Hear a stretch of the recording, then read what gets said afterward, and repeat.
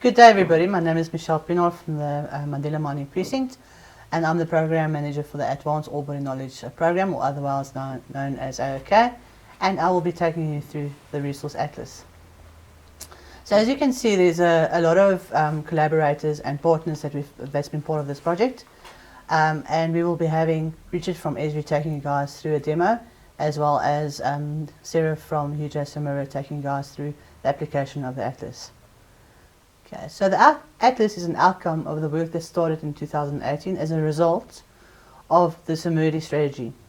It's a direct reflection of the vision of the Samudi, which is to maximize the returns of South African mineral wealth and to ensure the sustainability of the industry. So the gold and PGM Resource Atlas represents data of over 250 gold and PGM mines, as well as 150 gold and PGM projects.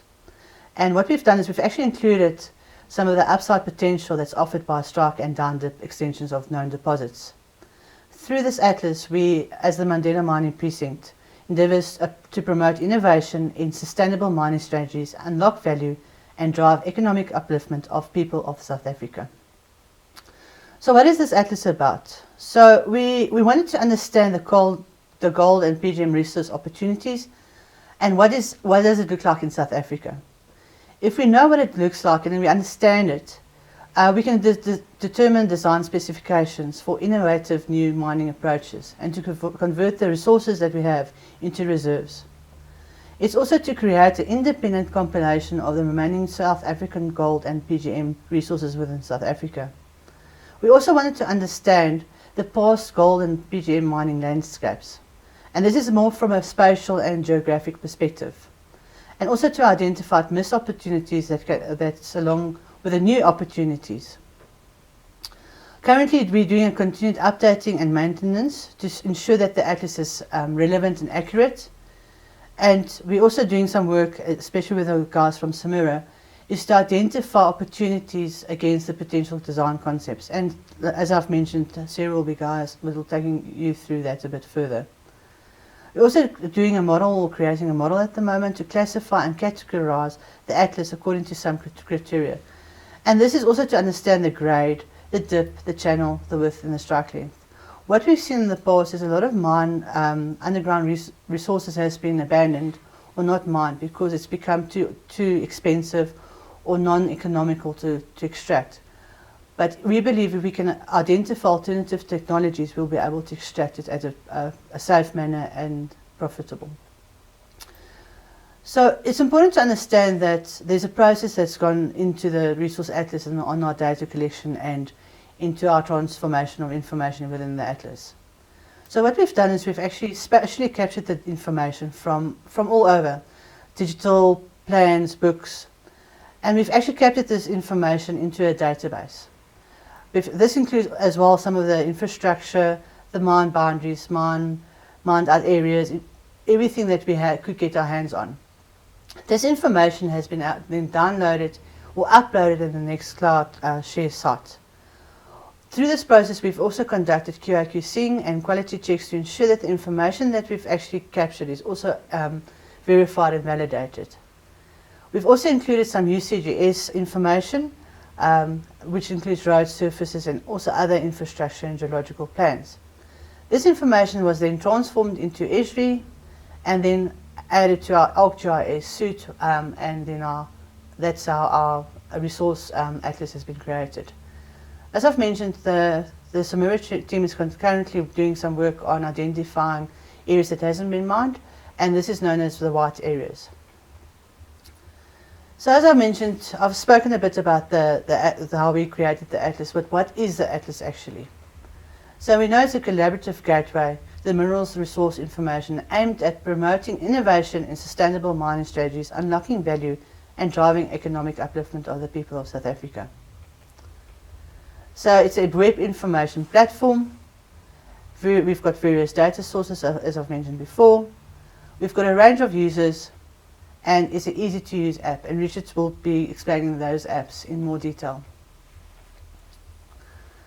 As I've mentioned, it's an easy-to-use app, so you can search, you can visualize, you can analyze, you can collaborate, and the intention is for people to collaborate and use it. and then we want people to contribute.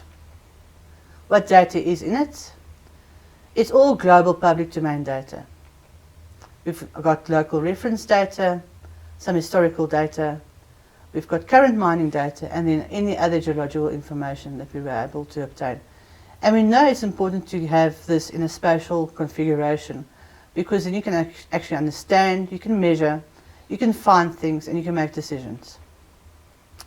So, as I've mentioned, it's a web information platform. How can we access it? Anyone can access it. You don't need special software or training. All you need is internet, and you need to register at the below link. What are the benefits of this atlas? So we know it can actually serve as an exploration target and a generation tool. It's secure data and access. So all the data that's been added to this database is secure. You can use to indicate areas that still contain potential for future investigations, and that's part of the AOK program that we're currently doing. It allows overlapping of different features. For instance, you can overlay your stoping with your faulting, some of your development ends with some of your boreholes. It provides a holistic understanding of how much resources are left in South Africa. So if you look at one of these plans, you can actually see the whole South Africa resource and reserve database. Interested users can easily discover and view data, and it's a map visualization. So you can actually also do it online, or you can actually download one of those maps or plans that you need. It's simple spatial analysis, and it can be performed by yourself. And as well, what's nice about it, you can do it yourself, and there's an easy to help directive as well on the webpage. So it eliminates the need for specialist software or training. You don't need to download any software or don't have to go for extra training. Everything is available online. Collating of data from different sources and putting it into one central database. It allows safeguarding against the loss of old historical and valuable data. It can be used and overlaid with other tools such as geophysical and survey software. It has encouraged the collection of valuable geological data from paper copies such as maps and books that is then digitized and stored in one secure place such as in the cloud. Centralization and access to important data sets, and then it has also allowed us to identify areas of opportunity where alternative mining techniques and technologies can be developed for optimal, profitable and safe extraction, and that's actually the work that the Samira guys are doing at the moment. So the question always comes up is, how much will it cost to use it? And the answer is nothing. To access this webpage is free. All you need to do is register. So how to use it, and Richard will take you guys through it. It's important to understand that you guys need to register on the bottom link to be able to have access to it. So in conclusion, the development of the Atlas and Earth's knowledge and understanding of what was mined, what remains underground, and enable miners and researchers to identify prospective ore bodies that shows potential and could be potentially exploited. Thank you very much, and if there's any questions or queries, you're more than welcome to email me on my email address as indicated on the site. Thank you. Hi everyone, my name is Richard Kolfoltz. I'm from Esri, South Africa, and I have the pleasure of introducing to you the National Resource Atlas, and we're going to focus on the app itself. So we were given a mandate, or we tried to reach some objectives for this, to create something that is accessible for anyone on a simple web browser. It's as easy to use as Google, but at the same time it provides lots of functionality. It's reliable and available to you at any time, and it will grow with the solution and data as it continues into the future. So a lot of objectives we tried to achieve. So how did we go about doing that? We actually went through a user-centered design process where we worked collaboratively with the stakeholders here at the precinct to identify the purpose and the reasoning for the site, identifying who would use it as personas, and mapping out exactly how they wanted to interact with the system. So we ended up with a few representative personas like Francois, Jacob, Brenda and Sarah, who gave us an idea on how the system should work. We then designed a little bit of the information on the website, we iterated through some wireframes, and ultimately we created the new site that's available today. So let's take a look at it. Here we are, a simple web browser, and we just go to mmp-resourceatlas.org.za, easy to remember, and up it comes. It's a very simple layout, providing just the information that you need.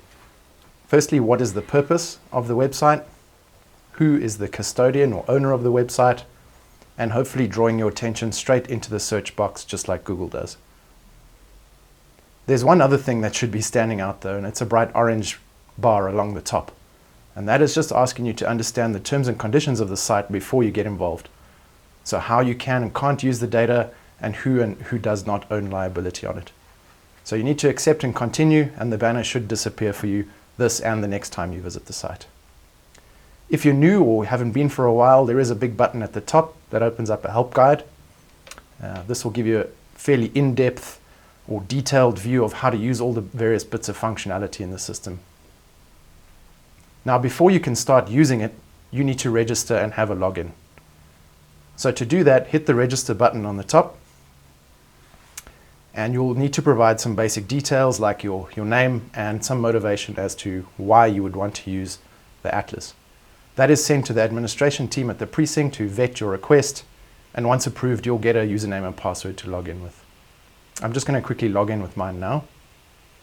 And it takes me back to the same home page, but you'll see my username up on the right now. So let's just start by searching. Maybe I'm new and I want to find out something about PGM. What do they have for PGM? So let's just search. Give it a second and you get back a whole lot of results relating to the different types of content or items, as we call them.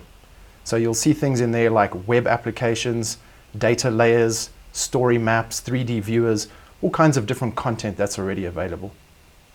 If you find something like a data layer, you are actually able to add this to your own map or dynamic map, which is something we call self-service. So really the platform is giving you access to data and you can use it in the way that you want. So here you will see some resource information loading for the Bushveld complex, and it's symbolized according to the reef, as you can see in the legend here. But now you're in a self-service, so you can change the way that looks. Clicking on the Symbology tab, you can see what options are currently selected and change something as simple as the color scheme used for each of the reefs.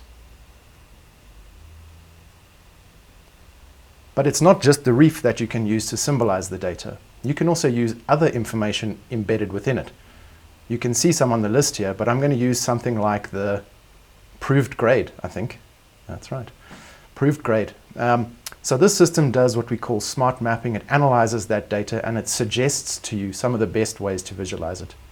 So you'll see here it's chosen counts and amounts, which is really a gradient color scheme across those values. You can see it on the legend at the bottom. But again, I can go and change that. I can change things like how the data has been subdivided into those colors. I can change the color scheme and apply it immediately to the map. Very simple and very powerful at the same time. So once I select that, there are a number of other things I can do to that data. I can set the pop-ups, I can add labels, or I can see some more details about that data and its data source. In the map itself, I can change some settings like adding imagery as the base map, maybe zooming into a particular area. And when I've got a product that I'm happy with, there's a number of tools that allow me to share that. I can print it, I can share it to colleagues, or I can save it for use later. Printing simply opens up a new tab, puts the map in it with a legend, and you can send that off to the printer or save as a PDF. So let's head back to the home page. What happens if you don't know what you don't know? So if you don't know what data is on here, follow the arrow, takes you down on the page, and you'll see some of the curated content that we've put up for you.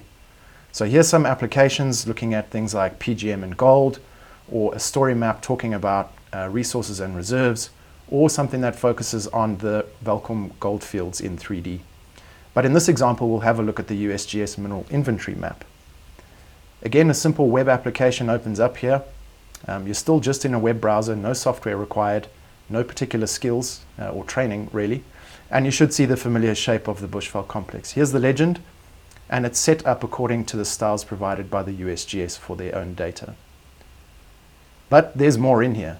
I can zoom in, let's pick Rustenburg as an example, and you will see more data appear on the legend and the map, like the project lease boundaries, a label describing who owns it, as well as the existing mine workings in red.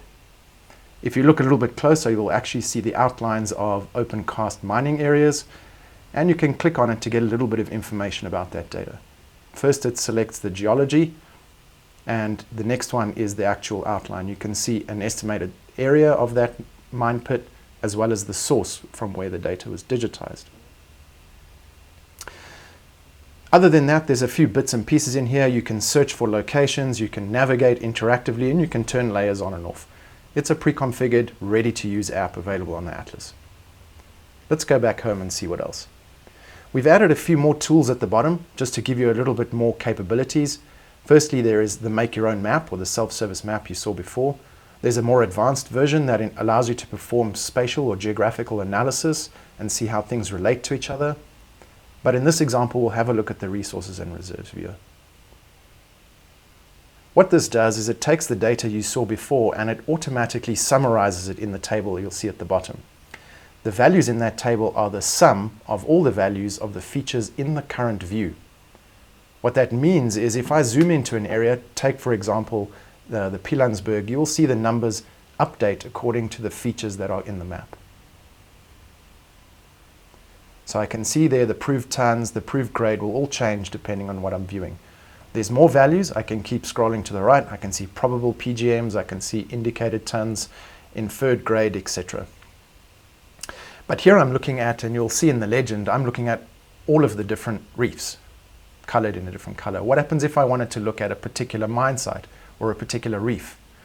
There's a quick and easy to use filter function where I can choose a particular project, or in this case, a particular category of resources and reserves. We're going to look at proved reserves.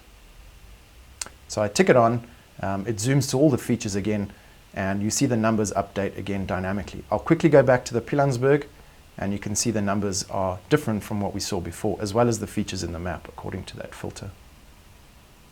This is another example of one of those pre-configured apps that you have access to, and it has a few other bits and pieces in it, like a more advanced print function that allows you to choose, for example, the output format, as well as some other advanced settings like the scale, the size of the map, as well as the resolution or DPI of the output.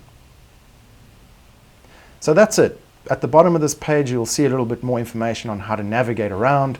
You will see some logos and links to some of the contributing organizations and collaborative partners to the site, and this is continually updated. So thanks very much for listening. We hope to see your registration request soon. Hello, I'm Sarah Payne, and I form part of the Samira UJ team who have been working on the National Resource Atlas together with the Mandela Mining Precinct.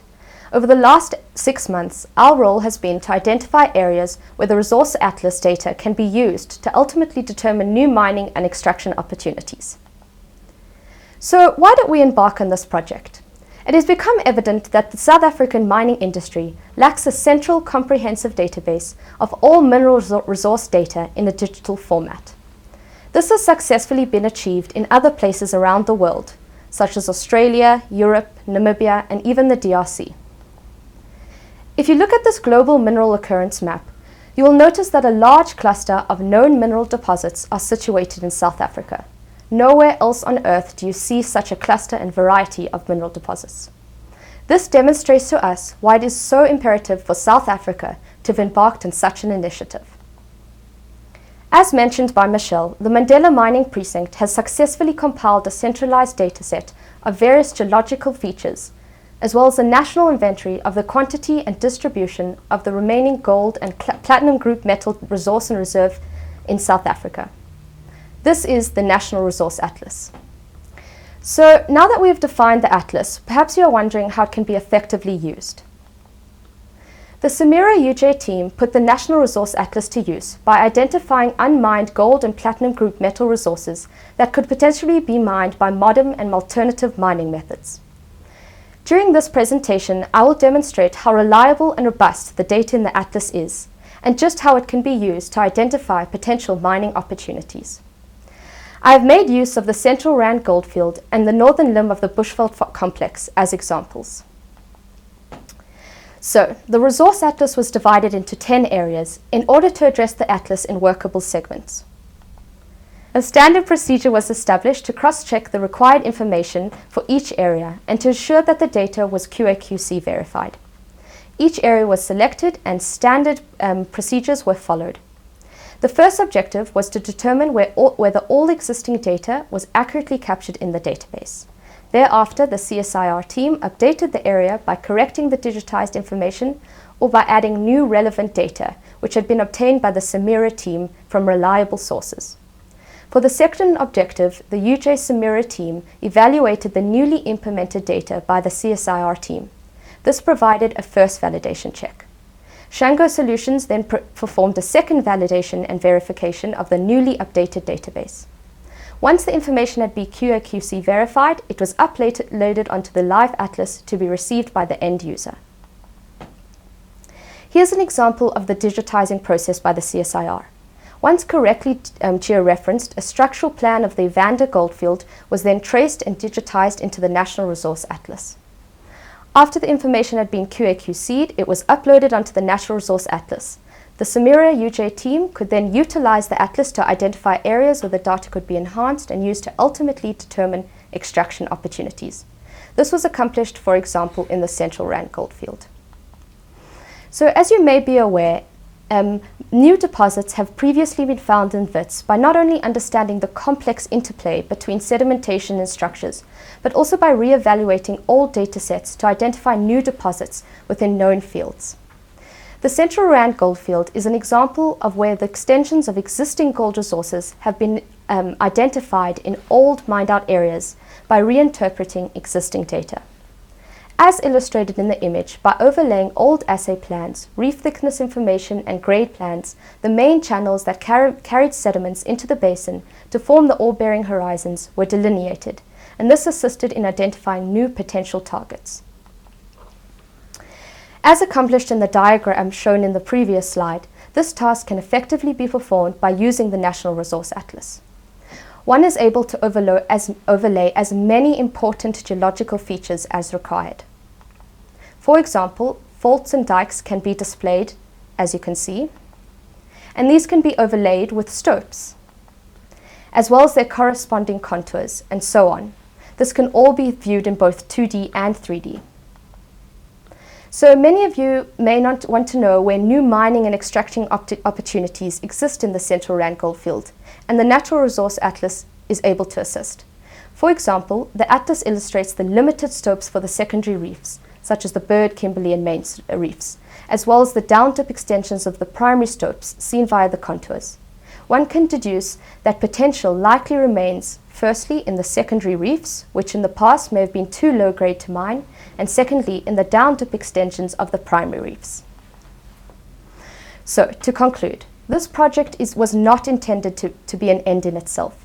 The atlas should be continuously updated with important information such as boreholes with assay and collar files, reef thickness, secondary reef information, and so on. This information is often not published in shareholder plans and annual reports and should be provided by mining houses and junior companies that were historically active in these areas. New Witwatersrand and Bushveld complex subbasins are known to exist, but have not been investigated from an economic perspective. For example, as a result of lack of mining activity for the Platte Reef, considerably less attention was previously placed on the economic geology of the northern limb compared to that of the eastern western limbs of the Bushveld complex. Mining companies are recognizing the complexity of the northern limb and the need to increase exploration and the involvement of academic researchers to better understand these areas. The Resource Atlas can assist in this regard. For example, as you can see on the screen, one is able to display the mined-out areas from the Platte Reef, which, as you can see, are limited. Overlain by the contours of the Platte Reef and the reef thickness, this gives an indication of the remaining unmined Platte Reef at depth.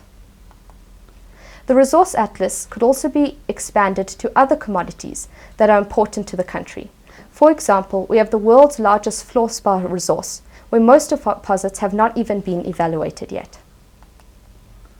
It should be kept in mind that yes, there is a need to continue working and updating the Natural Resource Atlas in order for it to reach its full potential, but this is not a small task. The work that has been done to date was a collaborative effort between the Mandela Mining Precinct, CIMERA, UJ, Shango Solutions, Esri and the CSIR. Without these interdisciplinary groups, this initiative could not have been realized. Thank you for listening.